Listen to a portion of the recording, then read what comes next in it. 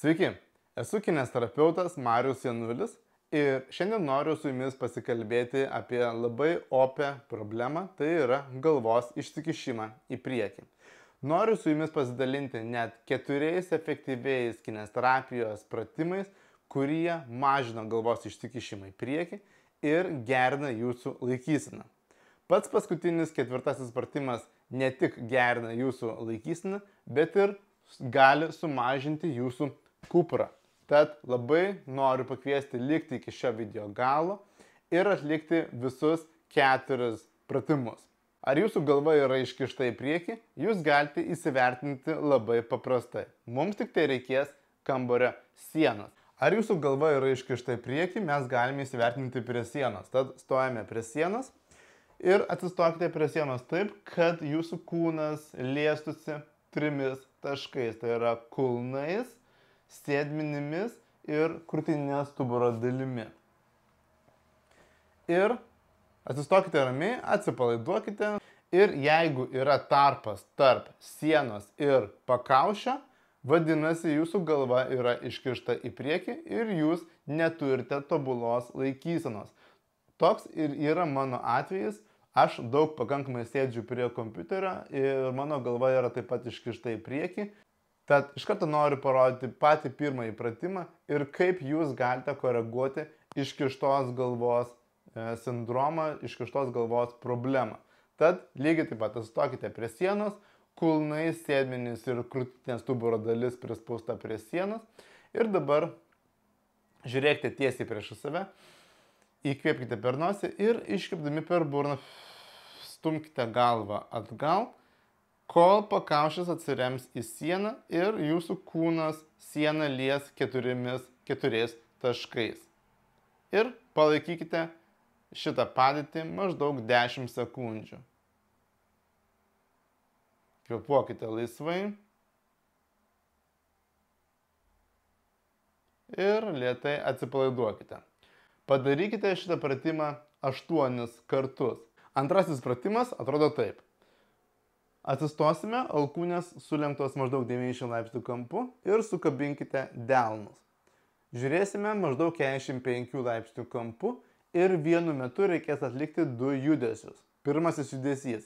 Kadangi delnai bus sukabinti, mums reikės traukti delnus į skirtingas puses, jų neatskiriant. Judesys bus toks, bet mes delnų neatskirsime. Ir tokiu būdu jūs pajausite, kad susitraukinėja jūsų mentės. Ir antrasis pratimas, ką mums reikės daryti?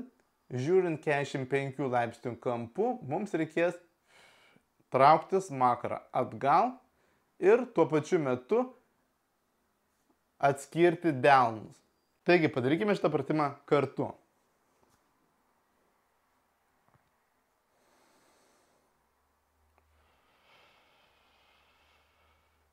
Ir palaikykite šitą poziciją maždaug 10 sekundžių.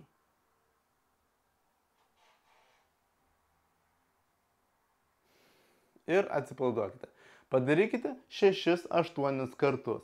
Pereikime prie trečiojo pratimo, kuriam reikės rankšluosčio. Paimkime rankšluostį, dėkime jį ant pakaušio ir dabar mūsų rankos liks šioje padėtyje visą laiką, o mums reikės su pakaušiu stumti atgal ir pilnai įtempti rankšluostį.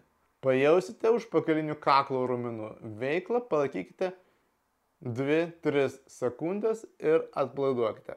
Padarykite 10 kartų. Aš stumiu pakaušį atgal, mano rankos lieka stabilios ir pajausiu užpakalinių kaklo raumenų veiklą. Ir paskutinis 4 pratimas, mums reikės kažkokio tai kieto paaukštinimo, ant kurio mes galėtume atsigulti. Aš turiu volą, ant jo galiu atsigulti, bet jeigu jūs tokio volo neturite, galite kietai susisukti 2-3 rankšluosčius arba jeigu turite kažkokį tai paaukštinimą, dėžutę arba siauras knygas, ant tų knygų užsidėkite rankšluostį. Ir parodysiu, ką mes darysime. Dedame ant žemės.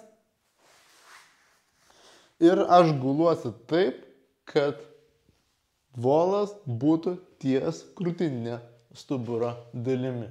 Ir nuleidžiu galvą. Stenkitės atsipalaiduoti.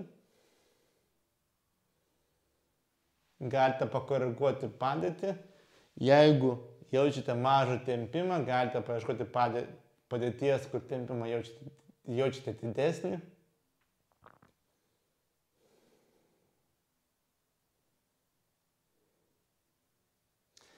Ir palaikykite šitą tempimą 20-30 sekundžių, galite net ir minutę. Stebėkite savo savijautą, kad nekiltų kraujo spaudimas, nepradėtų tempti akyse. Šis pratimas koreguoja ne tik mūsų galvos padėtį, bet ir mūsų kuprą, tai yra padidėjusią krūtininę kifozę, nes dažnai, jeigu jūsų galva yra iškišta į priekį, bus padidėjusi ir krūtininė kifozė kaip organizmo kompensacija. Labai ačiū visiems, kurie žiūrėjo šitą video iki galo ir kartu atlikote pratimus su manimi. Jeigu dar nesate šio kanalo prenumeratorius, labai kviečiu užsiprenumeruoti mano YouTube kanalą. Tiesiog paspauskite mygtuką apačioje prenumeruoti ir jūs gausite pačius naujausius mano video apie kinesterapiją, pratimus, patarimus, treniruotės ir sveiką gyvenimo būdą. Jeigu turite klausimų, galite juos palikti komentarų sekcijoje. Jeigu jums patiko šitas video, labai kviečiu paspauskite like ir pasidalinkite su draugais. Tad iki kitų video.